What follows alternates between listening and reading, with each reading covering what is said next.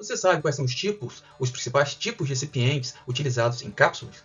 Você sabe o que são recipientes? Quer saber? Quer se aprofundar um pouco mais sobre o assunto? Entender um pouco mais sobre isso? Então vem aqui que esse vídeo aqui é para você. Vem comigo. Então, doutoras e doutores, nesse vídeo a gente vai ver quais são os principais tipos de recipientes utilizados no preparo de cápsulas, né? Os recipientes farmacêuticos. Mas o que é recipiente, professor?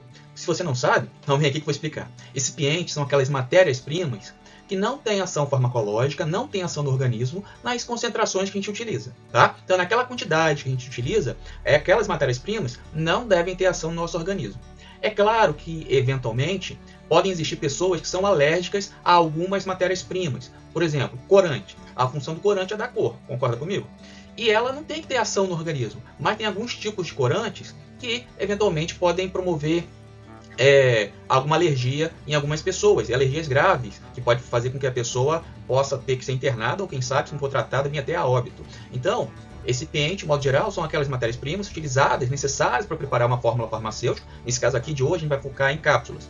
Mas que nas concentrações usuais, nas quantidades que você vai utilizar, elas não vão ter ação no seu organismo. Mas, como reforçando, podem ter algumas matérias-primas que a pessoa é alérgica. Tá? Por isso que é importante que venha descrito quais são as matérias-primas utilizadas naquela determinada formulação, tá? Seja industrializado ou mesmo seja do manipulado. Por quê? Porque se a pessoa for alérgica, ela já sabe que não pode consumir aquele produto, ok? Seja medicamento, seja cosmético, seja o que for, eventualmente pode ter uma alergia se ela for alérgica àquela matéria-prima, não é verdade? Então, vamos ver aqui os principais tipos de recipientes que são utilizados.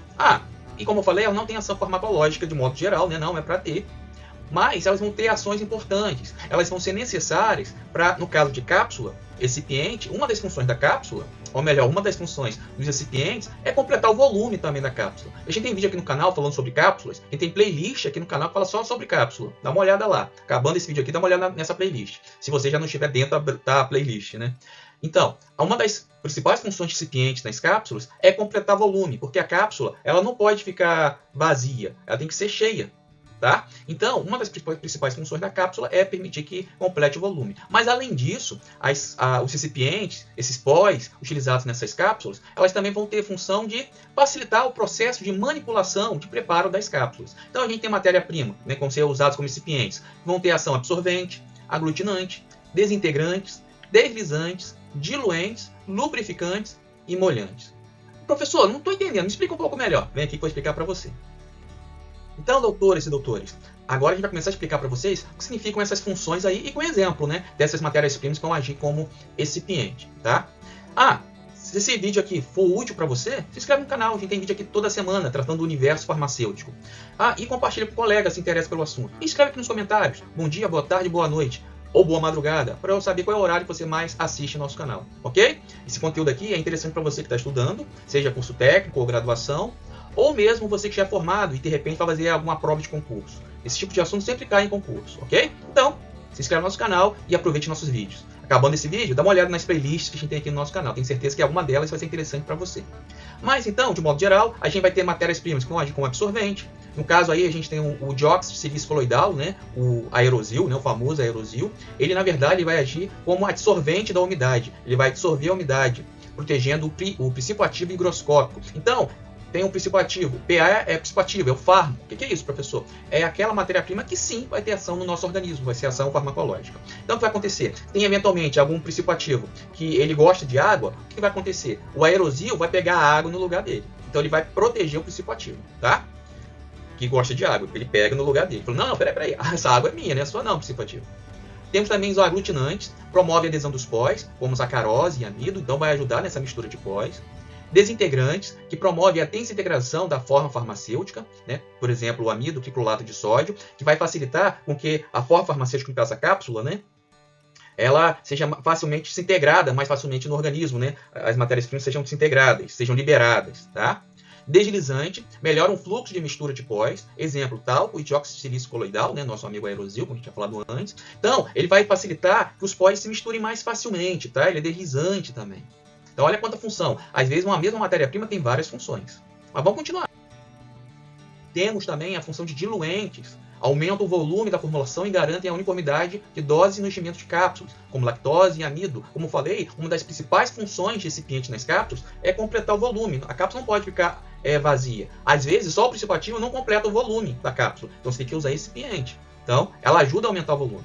Lubrificantes, evita a aderência, né, como talco e estearato de magnésio. Então, aquela mistura de pós ali não vai ficar aderida, ali presa no grau, não vai ficar agarrada ali, não. Esses lubrificantes facilitam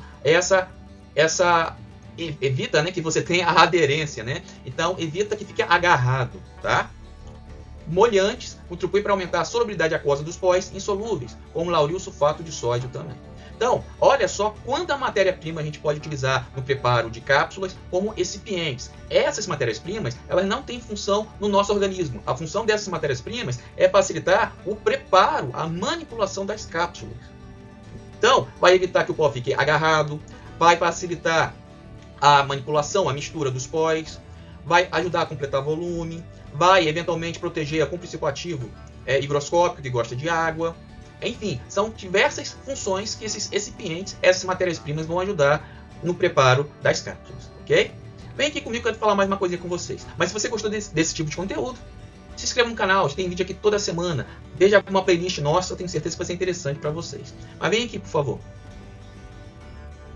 E para você que não me conhece, eu sou o professor Verano, é um prazer estar com vocês. Sou farmacêutico, licenciado em Química, sou habilitado em homeopatia, tenho especialização em manipulação farmacêutica e tenho mestrado em saúde coletiva. E estou aqui no nosso canal, né, o canal do professor Verano, que é o meu canal, tentando contribuir na atualização ou mesmo na formação de vocês. Tá? A gente tem vídeo aqui toda semana, então se inscreve no canal, deixe seu like, escreve aqui nos comentários. Se você é estudante, se você é técnico, se você já é formado, qual é a sua área de atuação, se você quer ser farmacêutico ainda, às vezes você está no ensino médio, está assistindo por curiosidade, ou você é balconista, quer fazer farmácia, não sei. Trabalha já numa farmácia com manipulação e quer se tornar farmacêutico, não sei. Escreve aqui nos comentários, se você se sentir à vontade, qual é a sua formação ou no que você quer se formar, ok? Ou se não quiser escrever isso, escreve bom dia, boa tarde, boa noite, boa madrugada, só para a gente ter esse link aqui, tá? Mas muito obrigado pela atenção de vocês. E se vocês quiserem, se atualizar um pouquinho mais, aumentar um pouquinho a informação de vocês, recomendo para vocês o meu e-book Introdução à Farmácia de Manipulação. Vocês estão vendo aí no meio, tá? Ele está disponível tanto na Amazon como na Hotmart. O link está aqui no comentário fixado ou nesse QR Code aí que vocês estão vendo. Tá? Esse e-book é voltado para você que quer se aprimorar um pouco mais sobre a farmácia com manipulação ou mesmo se atualizar. Lá a gente fala sobre vidrarias, equipamentos, legislações, dou exemplos de formulações e por aí vai. Dá uma olhada lá, tenho certeza que isso é interessante para você. Você quer saber um pouco mais sobre fórmulas de cosméticos em pequena escala? Acesse o meu e-book, minha apostila Formulário Cosmético para Pequenas Quantidades, disponível também nesse QR Code ou link no comentário fixado. Ali a gente tem algumas formulações que você pode fazer em pequena escala, de repente pode usar numa aula prática ou fazer para uso individual, e tem ainda exemplos de fornecedores, isso mesmo, sugestões de fornecedores, ok? Que você pode encontrar aqui na internet.